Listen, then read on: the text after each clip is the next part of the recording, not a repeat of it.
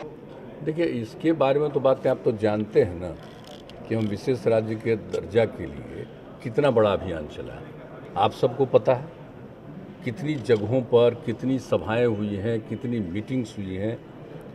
हम लोग तो सब एनडीए की ही सरकार थी ना, हम लोग तो पूरा कर रहे थे सब जगह, और उसी के आधार पर उस समय की उन लोगों ने, उस समय की जो केंद्र सरकार थी उसने कमेटी भी बनाया, और जो कमेटी बनाया उसने भी अपनी कुछ बात कही। इसके बाद भी केंद्र में कांग्रेस ने नहीं किया, और अभी फिर आप तो जानते हैं, हम तो यहीं पर आप लोग पूछे थे ना, उस दिन हम आपको बता दिए थे कि भाई हम लोग तो अपनी मांग रखे ही हुए।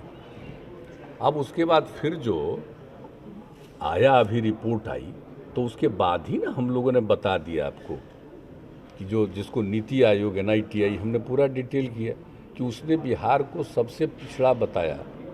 तो हम लोगों ने तो भी बताया कि भाई सोच लीजिए कि बिहार के लिए हम लोग जब से मौका मिला है 2005 में नवंबर में, तब से हम लोगों ने कितना मेहनत किया और कहाँ से कहाँ बिहार को पहुँचा है, लेकिन फिर भी बिहार पीछे जरूर है। अब उसका कारण क्या है? हमारी आबादी बहुत ज़्यादा है, हमारा क्षेत्रफल कम है, लेकिन आबादी बहुत ज़्यादा है।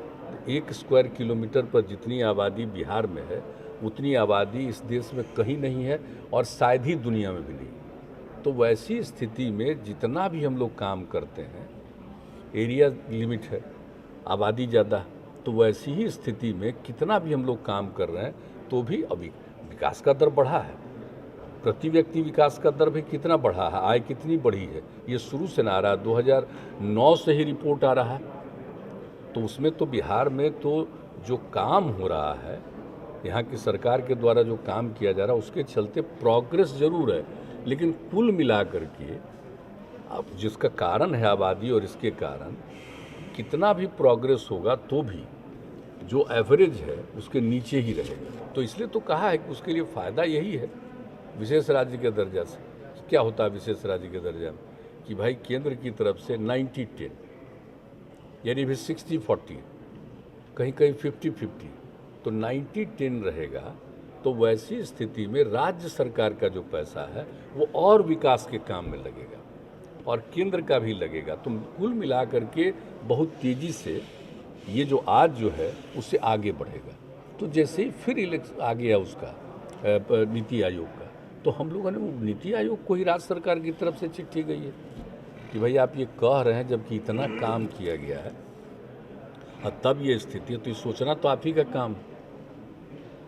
तो हम पहले ही बता चुके हैं, लेकिन कौन क्या बोलते हैं उससे क्या मतलब है भाई। जो बात आ गई तो उसके बारे में कहना हम लोगों का कर्तव्य है, दायित्व है, लेकिन इन सब चीज़ों के बावजूद काम कितना करते रहते हैं बताइए ना। हम लोग सब मिलकर के काम करते हैं, कहीं काम में किसी प्रकार का है हर क्षेत्र में बताइए।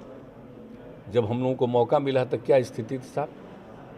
रोड की क्या स्थिति थी बोलिए, शिक्षा की क्या स्थिति थी, स्वास्थ्य की क्या स्थिति थी, लॉ एंड ऑर्डर की क्या स्थिति थी, और आज जरा सा देख लीजिए कितना ज़्यादा महिलाओं की क्या स्थिति थी, गरीब परिवार के लोगों की क्या स्थिति, आज कितना आगे बढ़ा।